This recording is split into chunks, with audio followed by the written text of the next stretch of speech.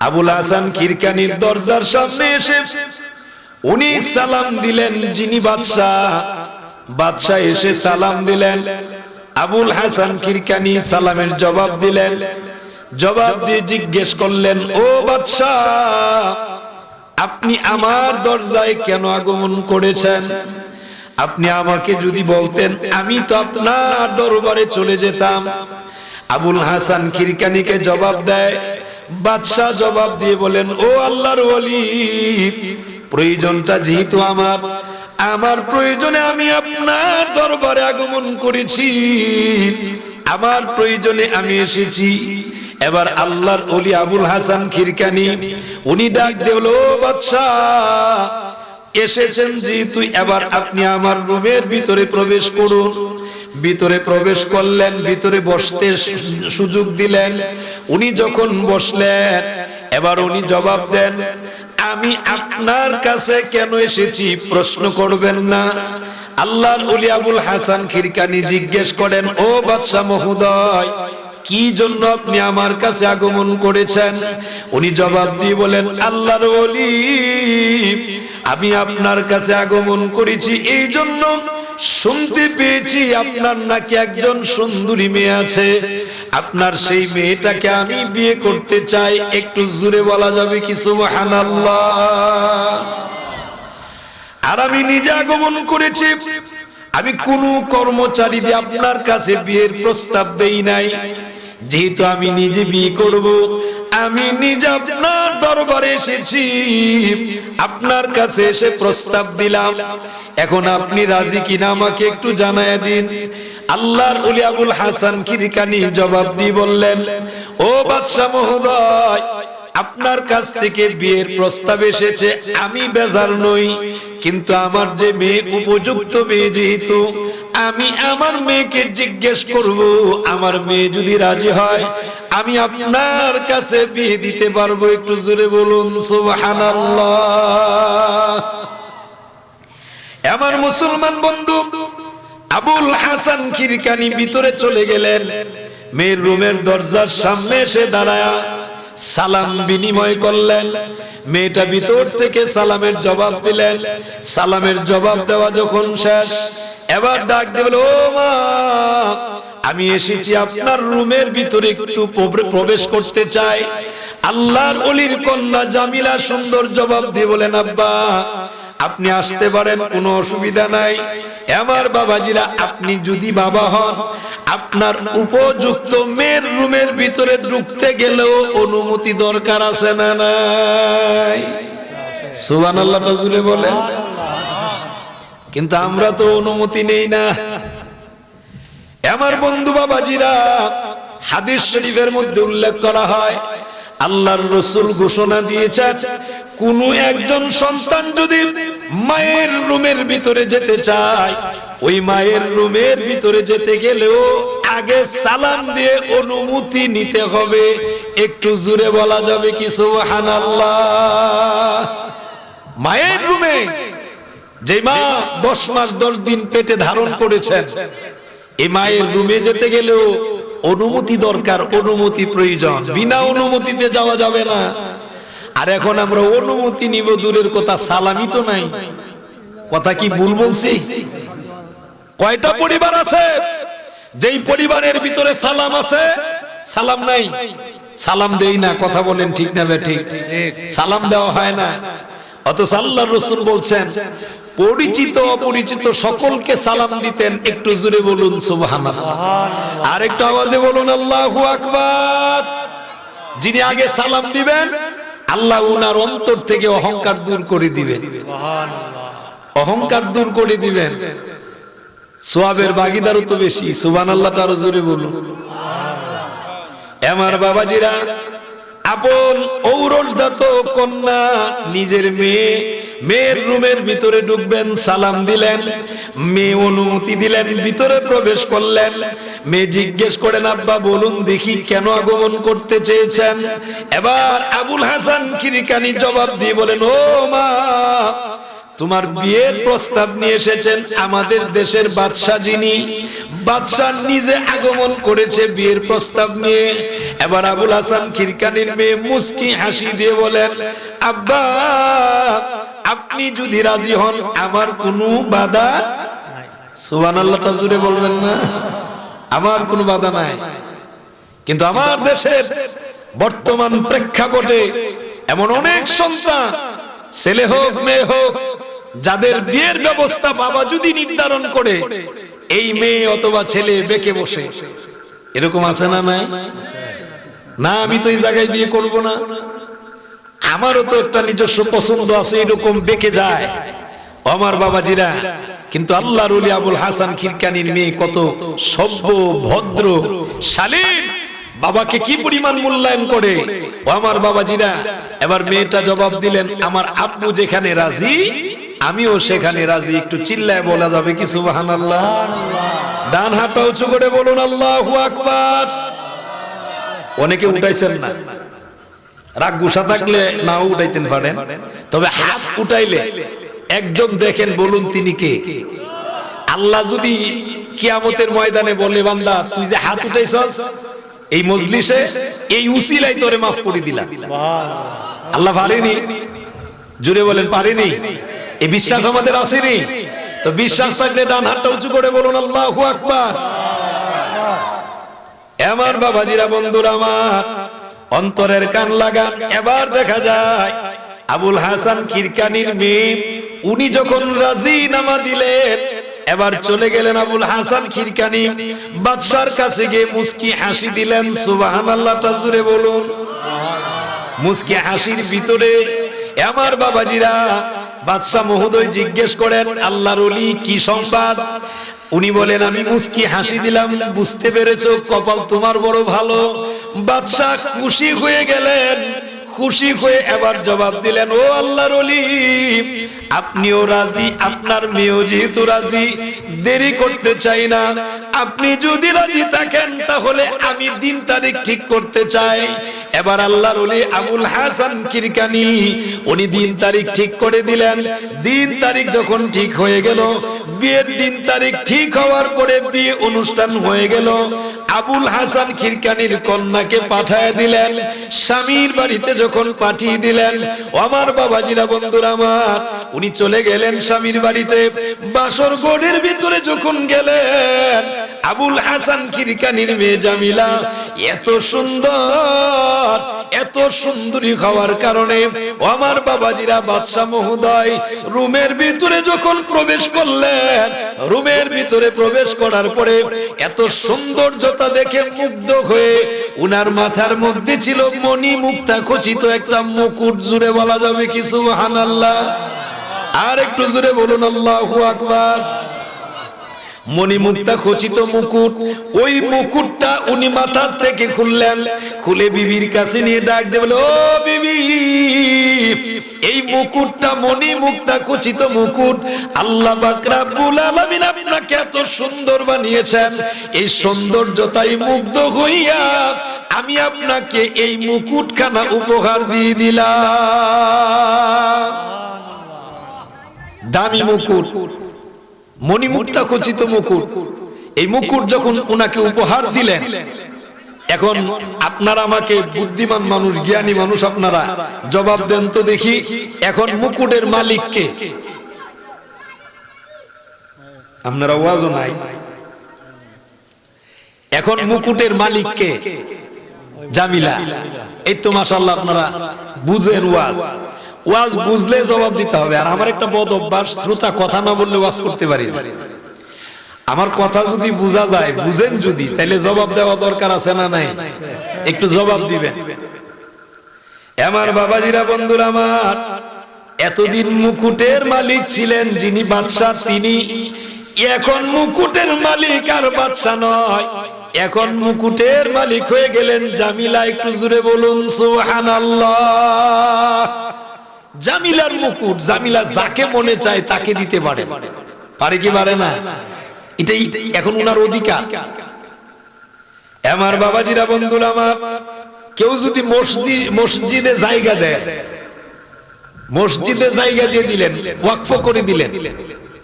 এখন আপনি কি বলতে পারবেন এই জায়গার মালিক আমি? আপনি আর বলতে পারবেন না।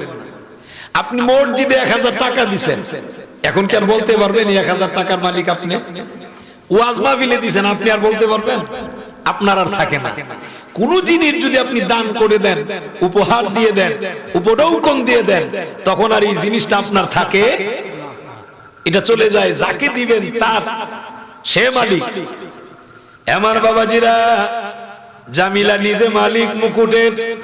দিনকাল চলতে লাগলো, এইভাবে সময় যখন পার হয়ে গেল, হঠাৎ রাজ দরবারের পার্শ্ব দিয়ে একজন যুবক উনি হেঁটে যায় আর ডাক দিয়ে বলে, ও লোকেরা, আমি নবী বংশের মানুষ, কারো কাছে খাবার চাইতে পারি না, পেটে দারুণ খিদা। সুবহানাল্লাহটা জুড়ে বলেন। নবী বংশের মানুষ, আমি কারো কাছে খাবার চাইতে পারি না, কিন্তু আমার পেটে দারুণ খিদা। এই আওয়াজটা জামিলার কানে গিয়ে পৌঁছায় গেছে। জামিলা উনার কানে যখন পৌঁছায় গেছে, উনি একজন খাদেমাকে ডাক দিয়ে বললেন, ও খাদেমা, এই নবী বংশের লোকটাকে একটু আমার কাছে আনো। উনাকে আনলেন। দরজার বাহিরে, পর্দার অন্তরালে উনি বাহিরে দাঁড়ালেন। আর ভিতর থেকে উনার যে মুকুট, উনাকে যে উনার স্বামী উপহার দিয়েছেন, এই মুকুট উনি ওই নবী বংশের যুবক, এই যুবককে উপহার দিয়ে দিলেন। একটু জোরে বলুন সুবহানাল্লাহ, আর একটু জোরে বলুন আল্লাহু আকবার। আমার বাবাজিরা, বন্ধুরা আমার, লক্ষ্য করে শুনেন, অন্তরের কান লাগান। এবার দেখা যায় জামিলা উনি মুকুট দিয়ে দিলেন নবী বংশের যুবককে উপহার। যুবক উনি মুকুট পায়া আর এই দেশে নাই, খিরকান নগরীতে নাই, উনি চলে গেলেন উনার এলাকায়, ইরানে। একটু জুড়ে বলা যাবে কি সুবহানাল্লাহ? যুবক চলে গেলেন ইরান। ও আমার বাবাজিরা, এই যুবক যখন চলে গেলেন, এই দিক দিয়ে বাদশা মহোদয় যখন রুমের ভিতরে আসে, ডানে তাকায়, বামে তাকায়, চতুর্দিকে নজর দেয়।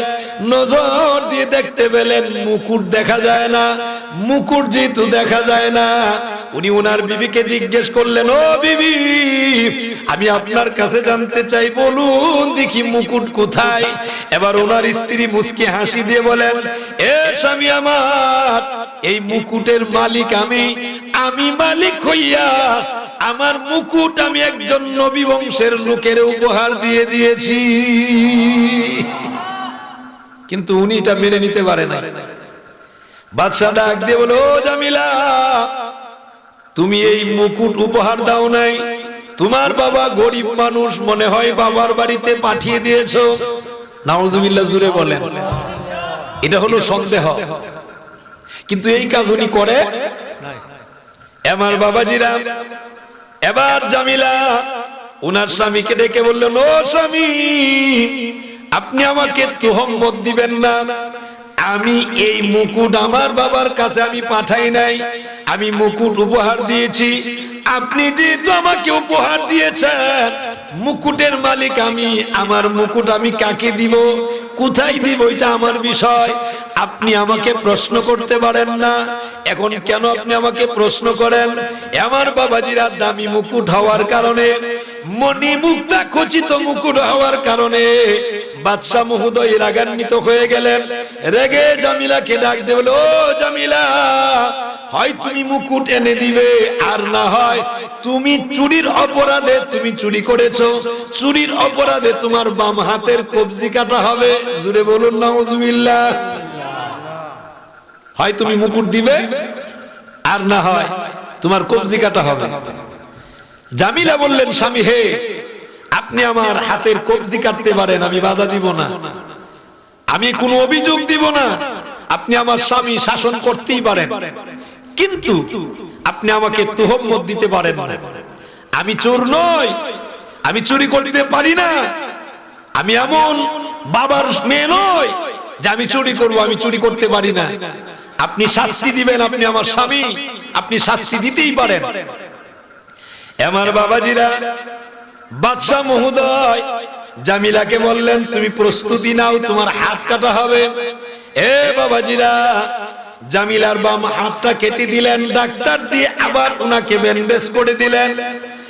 এরপরে ডাক দিয়ে বলল, জামিলা, যেহেতু তুমি চুরি করেছো, চুরির অপরাধে যেহেতু তোমার হাত কাটা গেছে, এই জন্য আমি তোমাকে নিয়ে সংসার করব না। জুড়ে বলুন নাউজুবিল্লাহ। আমগো সমাজের ভিতরে এরকম কিছু পুরুষ মানুষ আছে, কিছু পুরুষ মানুষ আছে স্ত্রীরে তালাক দেয় তো দেয়, খালি স্ত্রীরে দেয় এরকম না, কত 14 সিঁড়িরে তালাক দিলাম, এরকম আসেনি? 14 সিঁড়িরে তালাক দেয়। নাউজুবিল্লাহ জুড়ে বলবেন না? কিছুক্ষণ পরে দেখবেন আবার পরে তার মাথার ব্রেন বেলে ঠিক হইছে, এখন হুজুরের কাছে গিয়া বলে, হুজুর বুলে বুলে গুসাই গুসাই আমি তালাক দিছিলাম, তালাক কি হবে? এখন যা তালাকের মাসালা ফতুয়া আনতে, কিন্তু তালাক দেওয়ার আগে এই চিন্তা মাথার ভিতরে ঢুকে না, আমি কেন তালাক দিব? রাগে তো উঠবে কেন? আরে রাগটা তো শয়তানের পক্ষ থেকে আসে। কথা বলেন ঠিক না বেঠিক? আপনি হুট করে রেগে যাবেন না। যেই মানুষটাকে নিয়ে এতদিন আপনি সংসার করলেন, এতটা বছর আপনি সংসার করলেন, হুট করে আপনি কেন রাগ করে আপনি তালাক দিয়ে দিবেন? এত তাড়াতাড়ি ওই কাজে যাবেন না। হালাল বৈধ জিনিসের মধ্যে নিকৃষ্ট কাজ মুসলমান, সুতরাং এই কাজগুলো করবেন না। আবার এমন পুরুষও আছে, অবশ্যই এখন এগুলা নাই, অতীতকালে ছিল, স্ত্রীরে মানে যেই ফাজুন দিয়া গরুরে পিটাইতো, ওই ফাজুন দিয়া স্ত্রীরে বাইরে, এরকম লোক ছিল কিনা? এখন অবশ্যই এটা নাই, কারণ নারীদেরকে এখন যে পাওয়া, নারীদের যে পাওয়া, এখন উল্টা নারীরা আরো বলে, সাবধান, বেশি বারবা তো 14 শিকের ভাত খাওয়াবো। এরকম আছে না নাই? জুড়ে বলা লাগবে, আছে না নাই? আমার বাবাজিরা, বন্ধুরা আমার, জামিলা হাত কেটে দিয়ে, ওনার হাত কেটে দিয়ে বললেন, ও জামিলা, এখন আর আমি তোমাকে নিয়ে সংসার করব না। জামিলা বললেন, স্বামী হে, আপনি আমাকে তোহমত দিবেন না। সংসার যদি আপনি করতে চান না, আমি আপনাকে চাপ প্রয়োগ করব না, আপনার ব্যাপারে কোনো অভিযোগ দিব না। উনি তালাক যখন দিয়ে দিলেন, এবার উনাকে বিদায় দিয়ে দিলেন। উনি ওই কাটা হাতখানা একটা ব্যাগের ভিতরে প্রবেশ করলেন, ব্যাগের ভিতরে ঢুকাইয়া জামিলা বিদায় নিয়ে চলে যায়। ও বাবাজিরা ডেকে বললেন, স্বামী হে, শুনেন, এতদিন আপনি আমার স্বামী ছিলেন, এখন থেকে আর আপনি আমার স্বামী নন, আমিও আপনার স্ত্রী নই। এই মুহূর্তে আপনার বাড়ি থেকে বিদায় হয়ে যাচ্ছি, বাবার বাড়িতে চলে যাব। তবে এমন একটা দিন আসবে, যেই দিন আপনি চোখের পানি ফেলে কাঁদবেন, আপনি চোখের পানি ফেলে কাঁদবেন, আপনি কাঁদবেন, কিন্তু আর এই দিন ফেরত আসবে না, আপনি আর আমাকে খুঁজে পাবেন না। আমার বন্ধুরা, বাবাজিরা, কথাগুলো বলে জামিলা যখন বিদায় নেয়, বাবার বাড়ির দরজার সামনে যখন চলে গেল, দরজায় গিয়ে যখন সালাম বিনিময় করলেন, সালাম দেওয়ার সাথে সাথে আবুল হাসান খিরকানি সালামের জবাব দিলেন। জবাব দিয়ে দরজা খুলে দেখতে পেলেন উনার কন্যা জামিলা দাঁড়ানো। জামিলার দিকে তাকায় দেখে বাম হাতটা কবজির থেকে কাটা, ওই জায়গাটা ব্যান্ডেজ করা। আমার বাবাজিরা, ব্যান্ডেজ দেখে বাবার মন খুশি না বেজার? খুব বেজার। প্রত্যেকটা বাবা ছেলে মেয়ের জন্য প্রয়োজনে জীবন দেয়, ছেলে মেয়ের একটু সুখের জন্য কত কিছু করে। কথা বলেন ঠিক না বে ঠিক? আরো জোরে বলেন ঠিক না বে ঠিক? চা যদি থাকে আমার একটা গরম চা দিয়ে। আমার বাবাজিরা, বন্ধুরা আমার, অন্তরের কান লাগা। এবার জামিলা ডাক দিয়ে বললেন, জামিলাকে জিজ্ঞেস করেন, ও মা, তোমার হাত কিভাবে কাটা গেল? জামিলা ইচ্ছা করলেই পারতেন, বলতে পারতেন, আব্বা, আমার এই হাত আমার স্বামী তুহম্মত দিয়ে হাত কেটে নিয়েছেন, কিন্তু স্বামীর ব্যাপারে অভিযোগ নাই, যদিও অতীত স্বামী, কিন্তু এখন অভিযোগ নাই। উনি মুস্কি হাসি দিয়ে বললেন, আব্বা, আমার এই হাত কাটা গেছে একটাই মাত্র কারণ, আল্লাহর রাসূলের ভালোবাসার জন্য। আরো জোরে বলবেন না সুবহানাল্লাহ? আমার আলোচ্য আয়াতের ভিতরে আল্লাহর রাসূলের এই ভালোবাসার কথা আছে, আল্লাহর ভালোবাসার কথা আছে, ব্যবসার কথা বলছেন আল্লাহ। সুবহানাল্লাহটা জুড়ে বলেন। এমন এক ব্যবসা যে এই ব্যবসার ভিতরে লাভ আর লাভ, এই ব্যবসার ভিতরে কোনো লস নাই। সুবহানাল্লাহটা জুড়ে বলেন। আমরা যেখানে লাভ আছে এখানে আমরা থাকি, ঠিক না বেঠিক? কিন্তু সব লাভের জায়গায় আমরা যেতে চাই না। দুনিয়াতে যে লাভটা বুঝি এই লাভের মধ্যে আছে, এটা জান্নাতের বাগান, কোনো সন্দেহ নাই। কিন্তু এই জান্নাতের বাগানে সকল মানুষ আসতে পারে না। যারা জান্নাতি মেহমান তারাই জান্নাতের বাগানে আসতে পারে। যারা মনে করেন এই যে দোকানপাটে রাস্তাঘাটে আছে এরা এখনো জান্নাতি মেহমান হতে পারছে না। দুনিয়ার জান্নাতের ভিতরে যদি ঢুকে না তো পরকালে জান্নাতে যাবে কি করে? কথা বলেন ঠিক না বেঠিক? আমার আলোচ্য আয়াতের ভিতরেও জান্নাতের কথাও আছে, একটু জোরে বলুন সুবহানাল্লাহ, আর একটু আওয়াজে বলুন আল্লাহু আকবার। বাবাজিরা,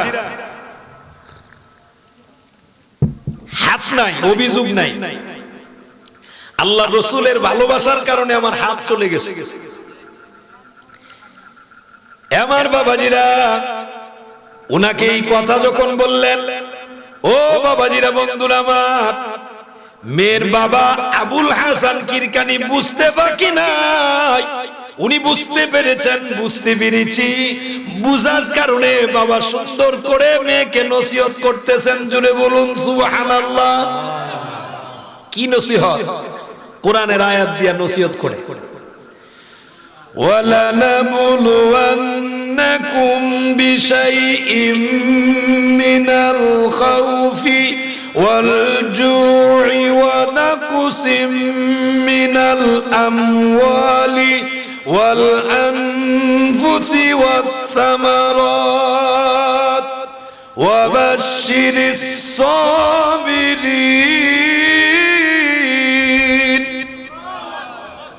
কি চমৎকার নসিহত করে বাবা মেয়েকে। আর আমরা এমন বাবা হইছি যেই বাবারা সন্তানদেরকে নামাজের নসিহত করি না, রোজার নসিহত করি না, ভালো আখলাকের নসিহত করি না। কোন নসিহত করি? যদি কাজ না করে তাকে বাড়ি থেকে বের করে দেই। কাজ না করলে খাবে কি? বের হ। কিন্তু নামাজের জন্য কোন বাবা বলতে পারবে না যে আমার সন্তানটা বেনামাজি। তাকে একদিন বলছেন যে তুই আমার সন্তান, বেনামাজি থাকলে আমার বাড়িতে তোর জায়গা নাই। এই কথা বলছেন বুকে হাত রেখে। এমন বাবা বলার মতো বাবা খুব কমই আছে। কথা বলেন ঠিক না বেঠিক? এ বাবাজিরা, বন্ধুরা আমার, বাবা হিসাবে সুন্দর করে নসিহত করে জানায়া দিলেন, ও মা, আল্লাহ পাক রব্বুল আলামিন বলেছেন ঈমানদারদেরকে আল্লাহ পরীক্ষা করেন। এটা তোমার পরীক্ষা। অনেকগুলো বিষয় দিয়ে আল্লাহ পরীক্ষা করেন। ওই পরীক্ষার ভিতরে তোমার একটা পরীক্ষা, আমার ধৈর্য ধারণ করা লাগবে।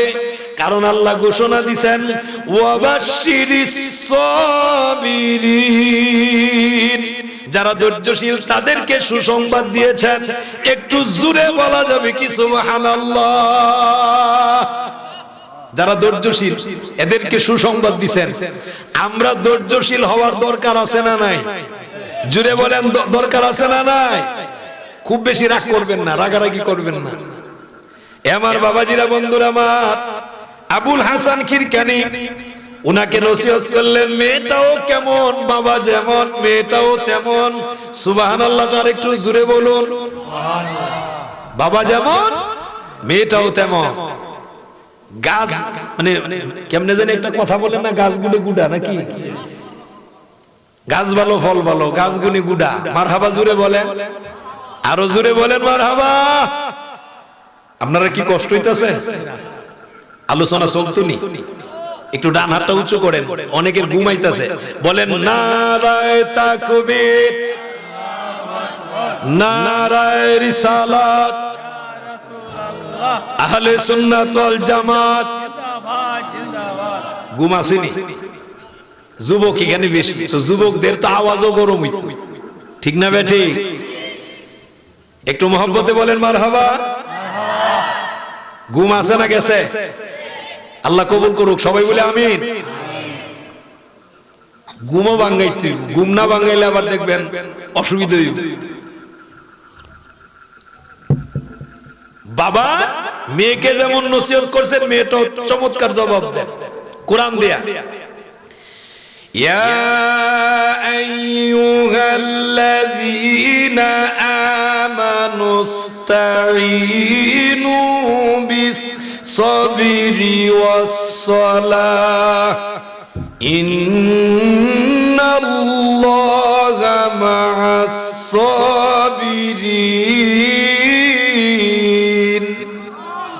মেয়েটাও কোরআন দিয়ে দলিল দিছেন।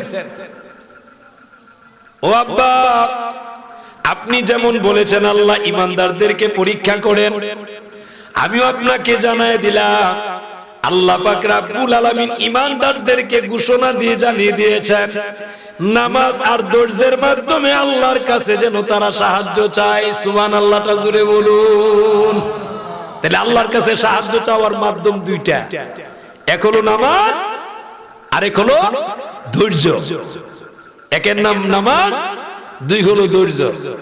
আপনি যদি নামাজ আর ধৈর্যের মাধ্যমে আল্লাহর কাছে কান্নাকাটি করেন, বলুন আল্লাহ কান্নাকাটি শুনে কি শুনে না? সুবহানাল্লাহটা জোরে বলেন। মেয়েটা জবাব দিলেন, আব্বা আপনি আমাকে ধৈর্যশীলার মধ্যেই পেয়ে যাবেন। আমার মুসলমানেরা, এবার দেখা যায় উনি রুমের ভিতরে ঢুকলেন, ঢুকার পরে দিনকাল যেতে লাগলো। আমার বন্ধুরা, বাবাজিরা, এমনি করে কিছুদিন যখন অতিবাহিত হয়ে যায়, 6 থেকে 1 বছর পরিমাণ যখন অতিবাহিত হয়ে যায়, ওই দিকে মনে আসেনি ইরানের যুবকের কথা? মনে আসেনি আপনাদের? ওই ইরানের যুবক মুকুট পেয়ে যখন ইরান চলে গেল, ইরান চলে যাওয়ার পরে ওই যুবক দেখলেন মুকুটের মধ্যে মণিমুক্তা খচিত। একটা মণিমুক্তা তুলে উনি যখন বিক্রি করলেন, একটা মণিমুক্তা বিক্রি করলে ও আমার বাবাজিরা এমন ধনী হওয়া যায়, বিশাল বড় ধনী হওয়া যায়। ওই ইরানের যুবক উনি মণিমুক্তা বিক্রি করে দিয়ে উনি হয়ে গেলেন ধনী। একটু জোরে বলুন সুবহানাল্লাহ। ধনী যিনি করছেন তিনি কে? আল্লাহ। জোরে বলুন তিনি কে? আল্লাহ কোনো না কোনো একটা উসিলা দিয়ে, কোনো না কোনো একটা মাধ্যম দিয়েই আপনারে আল্লাহ ইচ্ছা করলেই ধনী করতে পারে, কি পারে না? সুবহানাল্লাহটা জোরে বলেন। আমার বাবাজিরা, বন্ধুরা আমার, ধনী হওয়ার জন্য আপনি হাজার চেষ্টা করেও ধনী হতে পারবেন না। আবার আপনি কোনো চেষ্টা নাই, আল্লাহ যদি আপনাকে ধনী করতে চায়, আল্লাহ অটোমেটিকলি, আপনি জমিন করছেন, আপনার মনে করেন 1 একের জমিন করছেন, আপনি এটা কাঁচামরিচ করছেন, কিন্তু আল্লাহ এই কাঁচামরিচের ভিতরেই বরকত দিয়া আপনার এই কাঁচামরিচ 1 বছরে আপনারে 5 লাখ টাকা বিক্রি করাইতে পারেনি। আপনি মুখী করছেন, এই মুখীর মধ্যেই দেখবেন আপনার আল্লাহ পাক রব্বুল আলামিন বরকত দিয়া আপনারে ধনী বানাই দিতে পারে। সুবহানাল্লাহটা জোরে বলেন। এটা একটা উসিলা, আল্লাহ আপনারে ধনী করতে চাই, করে দিতে পারে। আর আপনি যদি রাত দিন চেষ্টা করেন যে আমি ধনী হয়ে যাব, আপনি হাজার চেষ্টা করতে পারবেন কিন্তু ধনী হতে পারবেন না, আল্লাহ যদি আপনারে ধনী না করেন। কথা বলেন ঠিক না বেঠিক? আমার বাবাজিরা, এই পৃথিবীর ভিতরে যত ধনী মানুষ ছিল, কোন ধনী মানুষ নিজের কারণে ধনী হতে পারে নাই। হতে পারে বেঈমান, হোক বেঈমান। ফেরাউনের কারণে এসেছি, আপনার ওই মেয়েটা আবেদা সলেহা নেককারিনী, এই জন্য এসেছি। আপনার মেয়ের বিয়ের প্রস্তাব নিয়ে এসেছি। আমার কোনো আত্মীয় স্বজন আমি পাঠাই নাই, বরাবর আমি নিজে এসেছি। আপনি যদি দয়া করে আপনার মেয়েটাকে আমার কাছে বিয়ে দিতেন, একটু জোরে বলা যাবে কি সুবহানাল্লাহ? আবুল হাসান কিরকানি ওই ধনী যুবককে ডাক দিয়ে বলো, ও ধনী যুবক, আমি আর কোন ধনীর কাছে আমার মেয়ে বিয়ে দিব, আমি আর কোন ধনীর কাছে বিয়ে দিতাম। সুন খায়া দই দেখলে ভয় আছে না নাই? সুন খায়া দই দেখলে এটা কালার তো একই রকম, এটার একটা ভয় থাকে। তো উনি তো ধনীর কাছে বিয়ে দিয়ে উনি তো উনার মেয়ের 1 হাত কবজির থেকে নাই, এজন্য উনার এই ভয়টা আছে না নাই? এই ভয়ের কারণে উনি বললেন আমি আর কোন ধনীর কাছে আমার মেয়ে বিয়ে দিব। তুমি যেতে পারো। কিন্তু আবুল হাসান খিরকানির সামনে যে যুবক এসে দাঁড়িয়েছেন, এই যুবকও নাসুরবান্দা। সুবহানাল্লাহটা জুড়ে বলেন। আমার বাবাজিরা, বন্ধুরা, কি পরিমাণ নাসুরবান্দা! উনি ডাক দিয়ে বলো, আল্লাহর ওলি, আপনি আমাকে বিদায় দিতে চান, কিন্তু আমি তো বিদায় হব না যতক্ষণ পর্যন্ত আপনার কন্যার বিয়ে আমার সঙ্গে দিবেন না।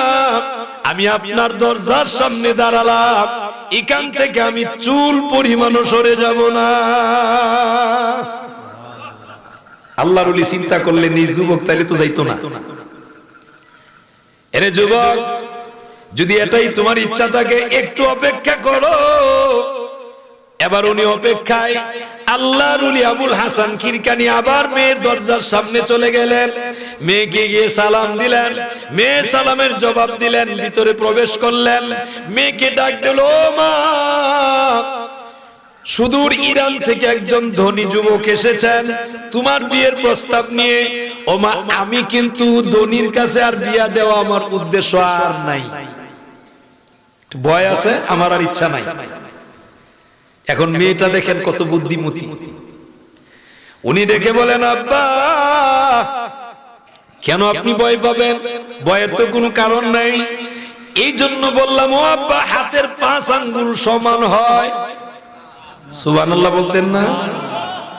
মেয়ে, কিন্তু আল্লাহ চাইলে মেয়ের এই জ্ঞান আল্লাহ দিতে পারে কি পারে না?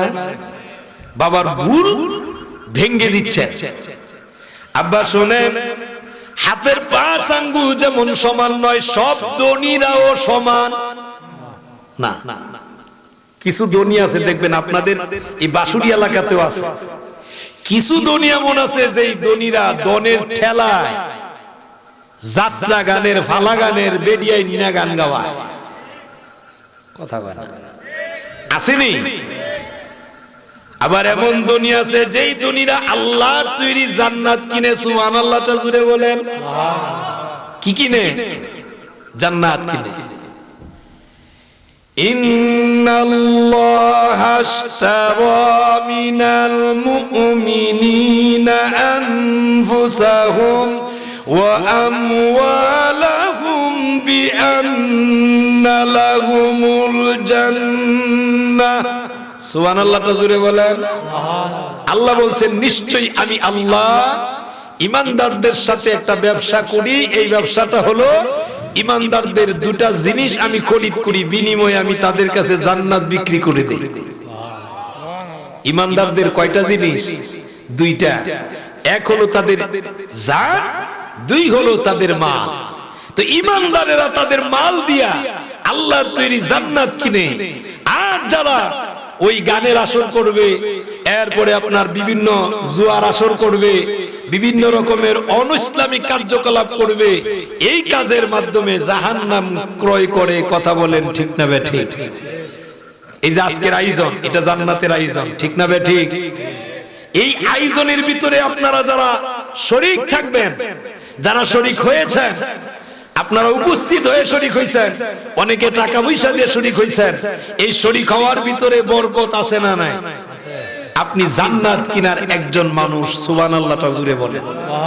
কথা কি আমার না আল্লাহ? আল্লাহ। ওই ভালো কাজ যদি করেন আপনি, আল্লাহর রাস্তায় যদি আপনার জান মাল বিক্রি করেন, এটা হইলো জান্নাত কিনা। কথা আল্লাহ বলছেন। সুবহানাল্লাহটা জুড়ে বলেন। আমার বাবাজিরা, বন্ধুরা আমার, আবুল হাসান খিরকানির মেয়ে জবাব দিলেন, আব্বা, সব ধনীরা সমান হয় না, সেজন্য আপনার কাছে আমার অনুরোধ, ও আব্বা, উনি যদিও ধনী হয়, খারাপ নাও হতে পারে, আপনি একটু চিন্তা ফিকির করে দেখুন। আপনার যদি ইচ্ছা হয় বিয়ে দিতে পারেন, ইচ্ছা যদি নাই, আমি আপনার মতেই মত। সুবহানাল্লাহটা জুড়ে বলেন। আবুল হাসান খিরকানি বুঝলেন না, আমার মেয়ে যে কথা বলছি, কথার অনুপাতে বোঝা যায় কথা তো ঠিক। উনি বুঝতে পেরে উনি মুস্কি হাসি দিয়ে মেয়ের কাছ থেকে বিদায় নিয়ে এবার আসলেন যুবকের কাছে। যুবক, তোমার বড় কপাল ভালো। যুবক মুস্কি হাসি দিয়ে বলেন, আলহামদুলিল্লাহ, কপাল ভালো মানে আপনার মেয়ে রাজি। বেলে রাজি তো যদি রাজি হয়, আমি দেরি করতে চাই না, আপনি দিন তারিখ ঠিক করে আপনার মেয়ে বিয়ে দিয়ে দিবেন, আমি আমার স্ত্রী নিয়ে আমার ইরান চলে যাব। সুবহানাল্লাহটা জুড়ে বলুন। কত ঠিক আছে। দিন তারিখ ঠিক করলেন, বিয়ে হয়ে গেল। বিয়ে যখন হয়ে গেল, জামিলা যাওয়ার সময় উনার যে কাটা হাত ছিল, এই হাতটা একটা ব্যাগের ভিতরে, মনে আছে না আপনাদের? উনি ওনার স্বামীর বাড়িতে যাওয়ার সময় কাটা হাতখানা সাথে করে নিয়ে গেছেন। এতদিন পর্যন্ত জিকির আজকার করছেন, আল্লাহর রাসূলের উপরে দুরূদ শরীফ খালি পড়তেই ছিলেন। একটু জোরে বলা যাবে কি সুবহানাল্লাহ? আপনি আল্লাহর রাসূলের উপরে একবার দুরূদ শরীফ পড়বেন, আল্লাহ পাক রব্বুল আলামিন আপনার জীবন থেকে 10টি গুনাহ কেটে দেয়, 10টি রহমত আল্লাহ নাজিল করেন, 10টি আপনার মর্তবা মর্যাদার দরজা আল্লাহ বাড়ায় দেয়। আরো জোরে বলেন সুবহানাল্লাহ। এই নবীর উপরে দুরূদ শরীফ পড়ার ইচ্ছা আছে না নাই? আমার বাবাজিরা, বন্ধুরা আমার, ও বাবাজিরা, জামিলা তার হাত কানা নিয়ে স্বামীর বাড়িতে যখন চলে গেল, স্বামীর বাড়িতে যাওয়ার পরে বাসর ঘরের ভিতরে যখন ঢুকলেন, এবার জামিলা ডাক দিয়ে বলল, ও স্বামী আমার, আমি পুত পবিত্রা, আমি পাক পবিত্রা। মেয়েদের যে আপনার মাসে মাসে মেন্স হয়, এই জন্য উনি বলেন এই জায়গা থেকে আমি পাক পবিত্রা। আপনি ইচ্ছা করলেই বাসর রাত্রি করতে পারেন, কিন্তু এই রাত্রটা আমি আপনার কাছে চাইতেছি আল্লাহ এবং আল্লাহর রাসূলের ভালোবাসায়। আজকের রাত্রটা আপনি আমাকে মুক্ত করে দিবেন, ছেড়ে দিবেন। সুবহানাল্লাহটা জুড়ে বলুন। আল্লাহ আল্লাহর রাসূলের ভালোবাসায় ছেড়ে দিবেন। আমি আল্লাহর কাছে একটু কান্নাকাটি করি। আমাদের দেশের মতো মহিলার মতো না, টেলিভিশনের রিমোট নিয়ে খালি টিভি করতো আর চ্যানেল পাল্টাইতো। মনে হয় আপনাদের এলাকাতে এরকম নারী নাই। এরপরে এখন তো আপনার রিমোটও লাগে না, মোবাইল আছে, মোবাইলের ভিতরে কত ধরনের বাজে গান টান যা আছে এগুলা। এখন মহিলা এমন হইছে, খাবারে গেলেও বেটি মোবাইল ছাড়া খাবার খাইতে পারে না। আছে নি? উনার এই অবস্থা থেকে উনার বাচ্চা এখন যেখানে টয়লেটে গেলেও এবারে মোবাইল লাগে। নাউজুবিল্লাহ জুড়ে বলবেন না। এখন মোবাইল ছাড়া তার আর ঘুমে ধরে না, গান দেওয়া লাগবে। খাবার খাওয়াইতে গেলে বলে একটা গান দেই, বাজনা দেই। গান দিলে এই ছেলে খায়, এই মেয়ে খায়, আর না হয় বাচ্চা এখন খাবার খায় না। ও বাবা, কত বড় রূপ! আপনি আপনার বাচ্চাকে জাহান্নামের দিকে দিচ্ছেন। এগুলার থেকে ফিরে আসার দরকার আছে না নাই? জুড়ে বলা লাগবে, আছে না নাই? আপনি যা করবেন, আপনার পরিবারের ভিতরে আপনি যেটা করবেন, বাচ্চারা সেটাই শিখবে। ঠিক না বেঠিক? যা করবেন এটাই শিখবে। আমার ঘরে আমার ছোট বাচ্চাটা 2.5 বছর হইছে, 2.5 বছর শেষ হইছে, ছোট। কিন্তু ওই বাচ্চাটা ঘরের ভিতরে, যেহেতু আমাদের ঘরের ভিতরে আমার অন্য বাচ্চারা সবাই নামাজি, আলহামদুলিল্লাহ বললাম। এটা আমি অহংকার করতেছি না, এটা আমাদের শিক্ষা। এখন আমরা ঘরের ভিতরে প্রায় নামাজ জামাতে পড়ি, তো জামাতে পড়ি ওই ছোট বাচ্চা 2.5 বছরের বাচ্চা, এখন আপনার কোন গেঞ্জি তারে পরানো যায় না, সে পাঞ্জাবি পরবে, টুপি মাথায় দিবে, সে পাঞ্জাবি ছাড়া বের হয় না। এটা কেন? তার বাবার মাথায় দেখে, গায়ে দেখে পাঞ্জাবি, তার ভাইদের গায়ে দেখে পাঞ্জাবি, এই যে দেখে তার ভাইদের মাথায় টুপি। এখন এই বাচ্চা যা দেখে তাই শিখে। কথা বলেন ঠিক না বেঠিক? আমার অন্য বাচ্চাগুলো কোরআন তেলাওয়াত করে, সেইগুলা শুনে আলহামদুলিল্লাহ এই অল্প বয়সে অনেক কিছু আলহামদুলিল্লাহ শিখে ফেলছে। কেন? এই যে আমরা বলি, এগুলা শিখে। আপনি যেটা করবেন আপনার বাচ্চা সেটাই শিখবে। আপনার বাচ্চা, আপনি যদি গালি দেন, আপনার বাচ্চা তো গালিই দিবে। প্রত্যেকদিন বাসা থেকে বের হওয়ার সময় সালাম দেই। আমার ওই ছোট্ট বাচ্চাটি আগায় এসে সালাম দিবে, আসসালামু আলাইকুম, আব্বু সাবধানে যাবেন, আল্লাহর হাওলা, ফি আমানিল্লাহ। 2.5 বছরের বাচ্চা বলে। কেন? আমরা এগুলা শিখাইছি। কথা বলেন ঠিক না বেঠিক? তা আপনি একজন অভিভাবক, আপনার দায়িত্ব আপনার বাচ্চাগুলোকে আপনি দ্বীনি শিক্ষা দিবেন। আপনি আপনার বাচ্চাকে যদি দিন শিখান না, আপনার এই বাচ্চা আপনার কথা শুনবে না, তো বেয়াদব হবে। আমার বাবাজিরা, বন্ধুরা আমার,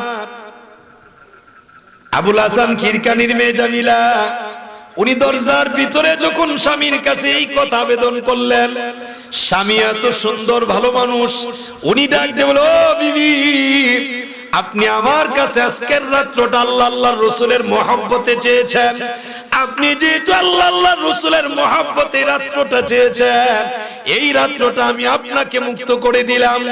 আমার বাবাজিরা, রাত্র পেয়ে জামিলা গোসল করলেন, গোসল করে নামাজের বিছনা বিছায়া আল্লাহর দরবারে নামাজে দাঁড়ায় গেলেন। একটা জবানও বন্ধ নয়, একটু জোরে বলুন সুবহানাল্লাহ। রাত্র যখন গভীর হয়ে গেল, জামিলা নামাজের বিছানার মধ্যে বসে বসে এ বাবাজিরা, আল্লাহর নবী রাহমাতুল লিল আলামিনের উপরে দুরূদ শরীফ যখন পড়তেছিলেন, এই দুরূদ শরীফ পড়তে পড়তে কোন সময় না জানি হঠাৎ জামিলার চোখের মধ্যে তন্দ্রা চলে আসলো। উনি তন্দ্রায় ওই বিছানার মধ্যে শুয়ে গেলেন। শোয়া অবস্থায় কলবের ভিতর থেকে আল্লাহর রাসূলের উপরে দুরূদ শরীফ চলতেছে। আরো জোরে বলেন সুবহানাল্লাহ। যে যেটা করে ঘুমাইলো ওইটা দেখবেন তার জবান দিয়ে বের হয়, ঠিক না? ছোট বাচ্চা ঘুমাইছে, এই বাচ্চাটা সারাদিন খেলাধুলা করছে, তো দেখবেন ঘুমের মধ্যে বলতেছে, কই এইদিকে না এইদিকে, এইদিকে এইদিকে, এইদিকে না এইদিকে এইদিকে। এই যে দিনের বেলা বলছে, ঘুমের ভিতর এটা বলে। আপনি যা করবেন, যেমন একজন জুয়াখুর তাস খেলে, পাশা খেলে, এ দেখবেন ঘুমের ভিতরে কইতাছে, ইয়াডাদের ইশকারা মাইরা দে, ইশকারা। নাউজুবিল্লাহ বলবেন না? নাউজুবিল্লাহ। এরকম আছে না নাই? আরেকজন নামাজি মানুষ ঘুমাইলেও দেখবেন ঘুমের ভিতরে বলতেছে, আজান হয়ে গেছে, নামাজি চলে যায়। কেন? সেইটার এটাতে সে আমল করে। আমাদের সবচাইতে বড় দুর্ভাগ্য হলো, আমরা আলোচনা শুনি, ওয়াজ শুনি, এত বিশাল ওয়াজ শুনি, এত প্রচুর পরিমাণে ওয়াজ হচ্ছে, কিন্তু এই ওয়াজ দিয়ে আমরা কোনো আমল করতেছি না। কথা বলেন ঠিক না বেঠিক? আমল করি না। আমার বাবাজিরা, বন্ধুরা, জামিলার কলবের ভিতর থেকে যখন দুরূদ অটোমেটিকলি চলতেছিল, দুরূদ শরীফ যখন পড়তেছে, ঘুমের গুড়ের ভিতরে আল্লাহর নবী রাহমাতুল লিল আলামিন, দয়ার নবী, আল্লাহর নবী ঘুমের গুড়ে জামিলার রুমের ভিতরে হাজির হয়ে গেছেন। একটা জবানও বন্ধ নয়, একটু জোরে বলা যাবে কি সুবহানাল্লাহ? ঘুমের ঘরে স্বপ্নের ভিতরেই জামিলার রুমের ভিতরে দয়ার নবী, রহমতের নবী, নূর নবী। এ বন্ধুরা, বাবাজিরা, আমরাও আল্লাহর নবী দেখতে চাই কি চাই না? কারা কারা চান দুই হাত উঁচু করে আল্লাহকে দেখায় দেন। নারে তাকবীর, নারে রিসালাত, আহলে সুন্নাত ওয়াল জামাত। দেখার ইচ্ছা থাকলে হাত উঠাইবেন, দেখার যদি ইচ্ছা না থাকে হাত তো উঠাইবার কথা না। আপনি মনে মনে ভাবতেছেন যে হুজুরে আমি একটু বুকা বানাইলাম, আমারে না হয় বুকা বানাই দিলেন, কিন্তু আপনি যে বুকা হয়ে যাবেন। আল্লাহর রাসূলকে দেখার যদি কারো ইচ্ছা থাকে না, তার মতো দুর্ভাগা আর কেউ নাই। কথা বলেন ঠিক না বেঠিক? আল্লাহ রাসূল বলছেন, যে আমাকে স্বপ্নে দেখলো সে সত্যি আমাকে দেখলো। কেন? আল্লাহর রাসূলের সূরত শয়তান ধরতে পারে। সুবহানাল্লাহটা জোরে বলেন। আমার বাবাজিরা, বন্ধুরা আমার, জামিলা, এবার জামিলা ঘুমের গুড়ে স্বপ্নের ভিতরে জিজ্ঞেস করলেন, মানান্তা, কে আপনি? আল্লাহর নবী স্বপ্নের ভিতরেই জামিলাকে জবাব দেও, জামিলা, আমাকে চিনতে পারো না? আমি হলাম রাহমাতুল লিল আলামিন, যেই নবীর উপরে এতদিন পর্যন্ত দুরূদ পড়তেছো। ও জামিলা, আজকের রাত্রটাও তুমি আমি নবীর উপরে দুরূদ পড়তেছো। এত কঠিন ভাবে তুমি দুরূদ পড়তেছিলে মোহাব্বত নিয়ে, ওই মোহাব্বতের কারণে আমি রাসূল তোমাকে সাক্ষাৎ দিতে এসেছি। সুবহানাল্লাহ। নবীজি যদি সাক্ষাৎ দেয় তার জীবন সার্থক, ঠিক না বেঠিক? তার জীবন সফল। এই সফলতা অর্জন করার দরকার আছে না নাই? বাবাজিরা, জামিলাকে বললেন আমি রাহমাতুল লিল আলামিন।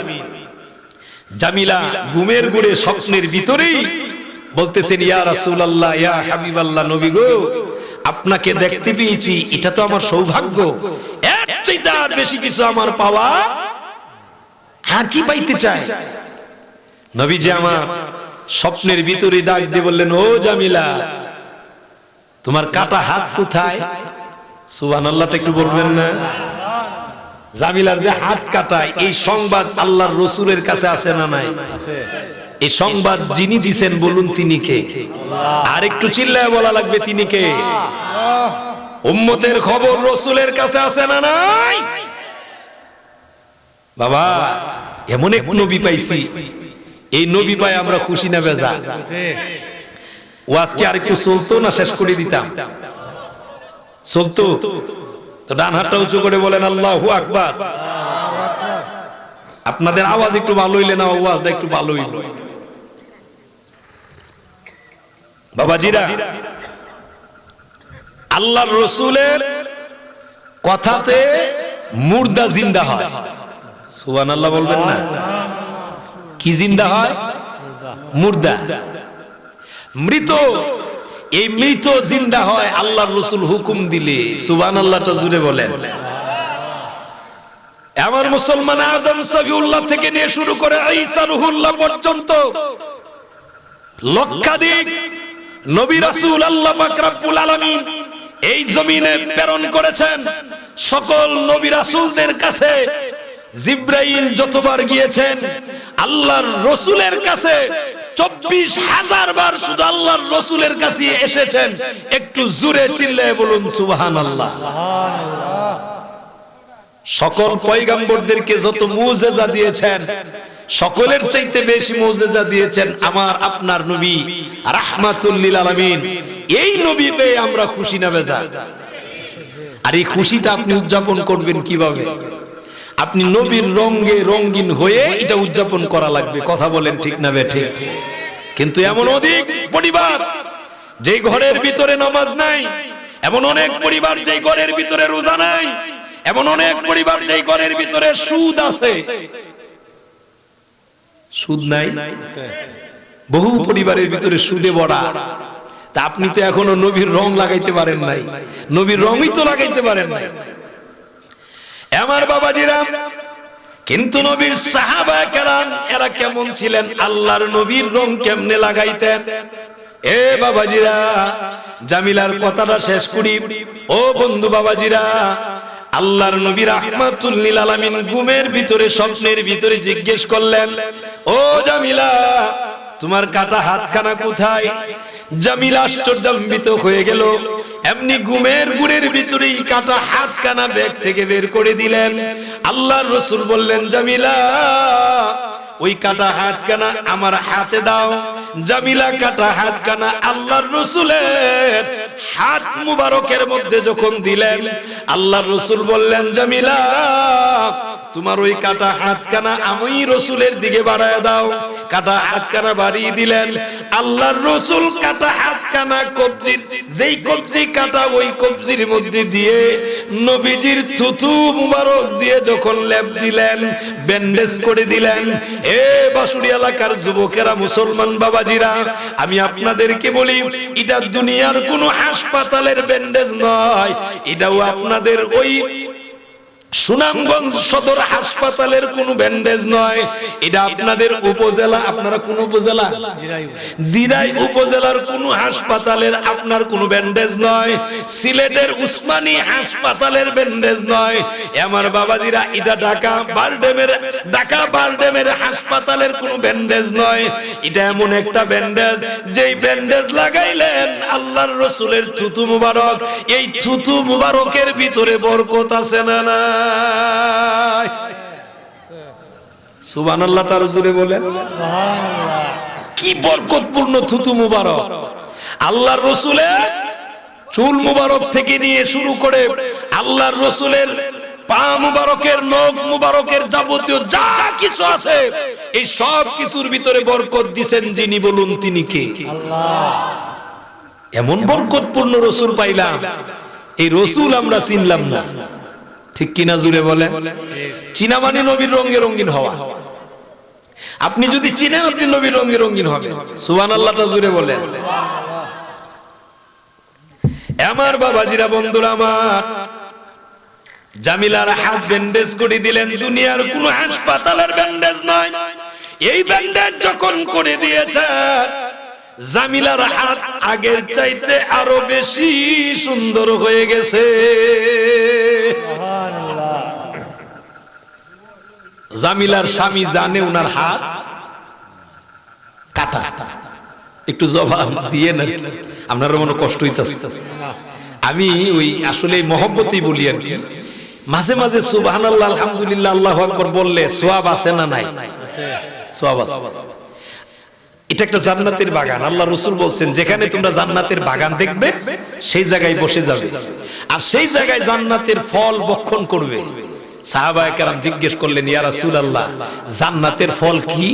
আল্লাহ রাসূল বললেন, যেই মজলিসে কোরআন হাদিসের আলোচনা হয় এটা জান্নাতের মজলিস, আর ওই মজলিসের ভিতরে সুবহানাল্লাহ আলহামদুলিল্লাহ আল্লাহু আকবার লা ইলাহা ইল্লাল্লাহ হা না এই শব্দগুলো যখন উচ্চারণ করা হয় এগুলাই হলো জান্নাতের ফল। এই ফল ভক্ষণ করা দরকার আছে না নাই? দুনিয়াতে আপনি যদি ভক্ষণ করেন পরকালে তো ওই জান্নাতে যাবেন।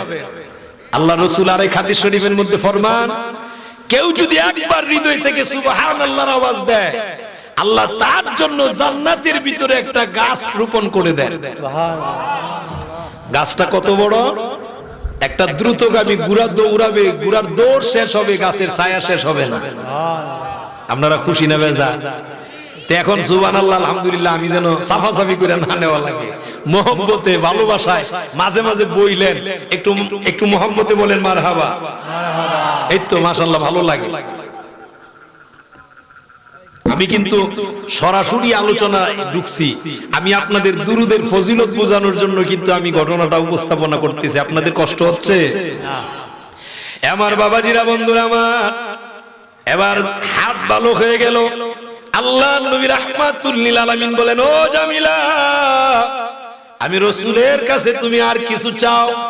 আল্লাহর রাসূলকে বলেন, ইয়া রাসূলুল্লাহ, আমার আর কোনো চাওয়া নাই, তবে নবীজি আপনি তো আমার হাত জোড়া লাগায় দিয়েছেন। ওগো নবীজি, আমার স্বামী জানে আমার হাত নাই, এখন দিনের বেলা আমার স্বামী দেখবে আমার হাত আছে, এটা তো আমার প্রশ্ন করবে। আল্লাহর রাসূল স্বপ্নের ভিতরেই মুস্কি হাসি দিয়ে বলেন, ও জামিলা, চিন্তার কোনো কারণ নাই, টেনশনের কোনো কারণ নাই। তোমার স্বামী তোমাকে প্রশ্ন করবে, তোমার স্বামী তোমাকে যখন প্রশ্ন করবে তুমি আবার উল্টা প্রশ্ন করে বলবো, ও স্বামী, আমি আপনাকে আপনার প্রশ্নের জবাব পড়ে দিব। আগে আমি আপনাকে একটা প্রশ্ন করি, আপনাকে যে খিরকার নগর থেকে একটা মুকুট দেওয়া হয়েছিল, সুবহানাল্লাহ জুড়ে বলবেন না, এই মুকুট দিছিল কে? জামিলা। আল্লাহর রাসূল উম্মতের খবর রাখে কি রাখে না? সুবহানাল্লাহটা জুড়ে বলেন। এটা আল্লাহ প্রদত্ত ক্ষমতা বলেই খবর রাখে, ঠিক না বে ঠিক? আমার বাবাজিরা, বন্ধুরা আমার,